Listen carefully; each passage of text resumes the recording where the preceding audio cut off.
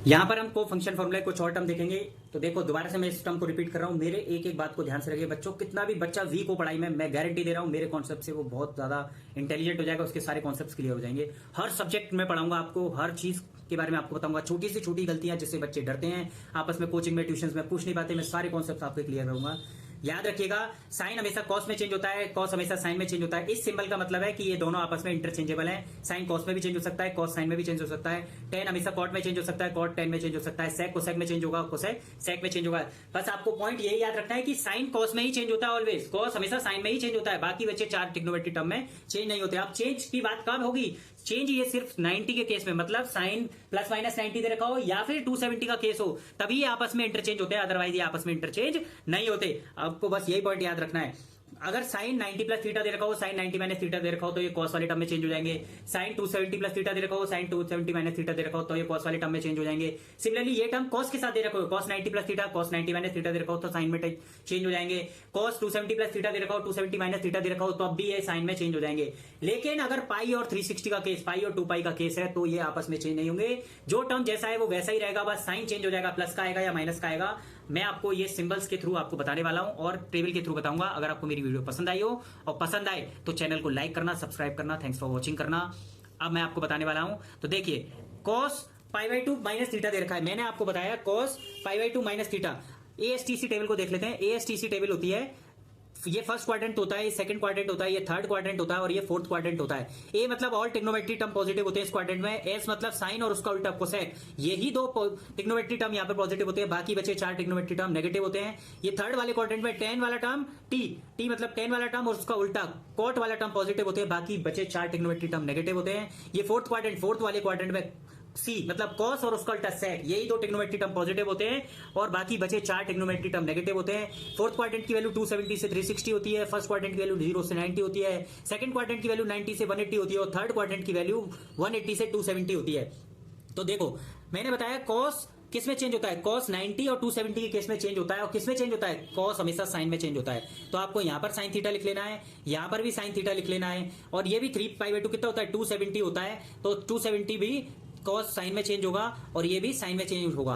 अब बस ये पता करना है इन चारों के साथ सिंबल पॉजिटिव आएगा या नेगेटिव। तो देखिए कॉस में π/2 माइनस थीटा, थीटा को अपने मन से कोई छोटा सा एंगल मान लेते हैं, सपोज 5 डिग्री मान लिया, तो कॉस 90 में से 5 गए, कॉस कितना हुआ? 90 में से 5 गए 85। कॉस में 85 किस क्वाड्रेंट में आ रहा है? फर्स्ट क्वाड्रेंट में। फर्स्ट क्वाड्रेंट में सारे टर्म क्या होते हैं? पॉजिटिव। मेरे को ये पता था कि कॉस में 90 प्लस माइनस थीटा करने से साइन में तो चेंज होता है, बस ये पता करना था पॉजिटिव साइन के साथ आएगा तो नेगेटिव। तो मुझे पता चला ये फर्स्ट क्वाड्रेंट में आएगा, फर्स्ट क्वाड्रेंट में क्या होता है? पॉजिटिव होता है। आप चलते हैं कॉस 90 प्लस थीटा का case. Cos 90 plus theta, suppose करो थीटा की वैल्यू अपने मन से 5 डिग्री ले लो, 90 प्लस 5 कितना हुआ? 95। कॉस 95 की वैल्यू लिखनी है। मुझे पता है कि कॉस 90 के केस में चेंज होता है, किस में चेंज होता है? कॉस हमेशा सिर्फ और सिर्फ साइन में ही चेंज होता है।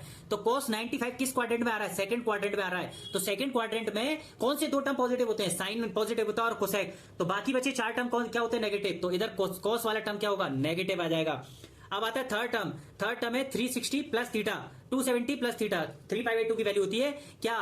270। 3π/2 को ऐसे भी निकाल सकते हो, 3 पाई की वैल्यू होती है 180, 2 से ये 90 टाइम्स गया और 90 इंटू 3 270 हो जाएगा। ये 270 प्लस थीटा, इसको 5 डिग्री मान लो अपने मन से थोड़ा समझने के लिए। 270 प्लस 5 275। कॉस में 275 की वैल्यू अगर आपको निकालनी है तो आप पता करो। सबसे पहले आप देखोगे कि उस टेबल में जाओगे, एएसटीसी वाले में 275 किस क्वाड्रेंट में आ रहा है। तो देखो 0 से 90, 90 से 180, 180 से 270, 270 से 360, ये फोर्थ क्वाड्रेंट में हो रहा है। फोर्थ क्वाड्रेंट में दो टर्म पॉजिटिव होते हैं, कौन कौन से? कॉस और उसका उल्टा। तो मुझे यहाँ पर कॉस की वैल्यू निकालनी है, तो कॉस यहाँ पर क्या होगा?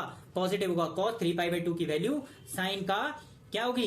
प्लस का साइन थीटा होगी। सिमिलरली अगर मुझे कॉस 3π/2 माइनस थीटा की वैल्यू निकालनी है, 3π/2 कितना होता है? 270। 270 सपोज करो थीटा 5 डिग्री मान लो, 270 में से 5 डिग्री गए तो 265 बचे। कॉस में 265 की वैल्यू चेक करो, टेबल में चलते हैं। अब टेबल में चलेंगे तो 265 किस क्वाड्रेंट में आ रहा है? ये थर्ड क्वाड्रेंट में मिल गया। थर्ड क्वाड्रेंट में मिलने के बाद मुझे चेक करो यहां पर कौन से दो टर्म पॉजिटिव होते हैं? टेन वाला टर्म और कॉट वाला टर्म, ये दो टर्म पॉजिटिव होते हैं। तो बाकी चारों टर्म कौन से होते हैं? नेगेटिव। तो कॉस में 265 की वैल्यू क्या होगी? नेगेटिव होगी, याद रखिएगा। और मुझे ये पहले से पता था कि 270 के केस में कॉस किस में चेंज होता है? साइन। पहले आप चेंज वाला टर्म लिख दो, प्लस माइनस आप टेबल में देख के लिखना है आपको बस इतना सा करना है। अब नेक्स्ट टर्म आता है क्या?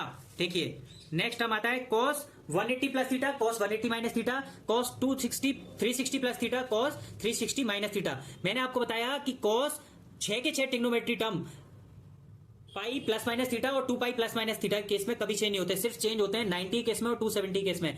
तो इसका आंसर cos थीटा ही रहेगा, cos वाला टर्म cos में ही रहेगा, इधर भी cos थीटा ही रहेगा, पाई माइनस थीटा की वैल्यू, इधर भी cos थीटा ही आंसर आएगा, इधर भी cos थीटा ही आंसर आएगा। अब मुझे बस इनके साइन आपस में लिखने हैं, तो ASTC वाली टेबल में चलेंगे और इनके साइन हम आपस में लिख देंगे। तो देखिए cos 180 plus theta, 180 plus theta कितना होगा 180, सपोज इस एंगल की वैल्यू 5 डिग्री मान लो, 180 प्लस 5 185, इस टेबल में जाओ ASTC वाली टेबल में, किस क्वाड्रेंट में आ रहा है 185, थर्ड क्वाड्रेंट में आ रहा है। थर्ड क्वाड्रेंट में कौन से दो टर्म पॉजिटिव होते हैं, tan और cot दो टर्म पॉजिटिव होते हैं, तो ये cos वाला टर्म यहां पर क्या हो जाएगा नेगेटिव हो जाएगा।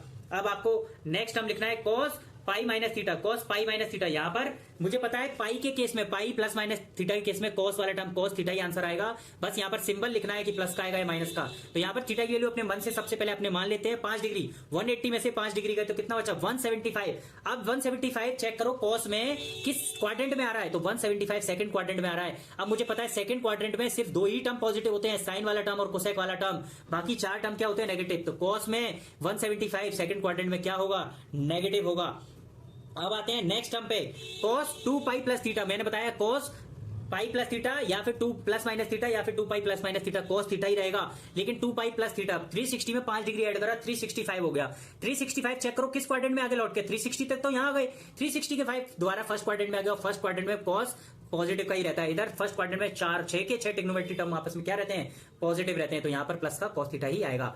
अब नेक्स्ट और लास्ट टर्म आता है cos 2 पाई माइनस थीटा। मैंने बताया cos 2 पाई के केस में cos थीटा ही आएगा। अब सिंबल लिखना है प्लस का आएगा या माइनस का, तो देखो यहां पे थीटा की वैल्यू अपने मन से सपोज करो 5 डिग्री ले लो, cos 360 माइनस 5 करेंगे तो 355 हो गया। 355 चेक करो, इस टेबल में जाएंगे, इस टेबल में जाके चेक करेंगे 365 किस क्वाड्रेंट में आ रहा है, फोर्थ क्वाड्रेंट में आ रहा है। फोर्थ क्वाड्रेंट में दो टर्म पॉजिटिव होते हैं, कौन कौन से, cos वाला टर्म और sec वाला टर्म। तो ये तो cos का ही टर्म है, तो ये cos का टर्म कैसा होता है, यहाँ पर cos वाला टर्म पॉजिटिव होता है। अगर आपको मेरी वीडियो पसंद आई हो, मेरी लेक्चर पसंद आए तो वीडियो को लाइक करें, सब्सक्राइब करें। Thanks for watching.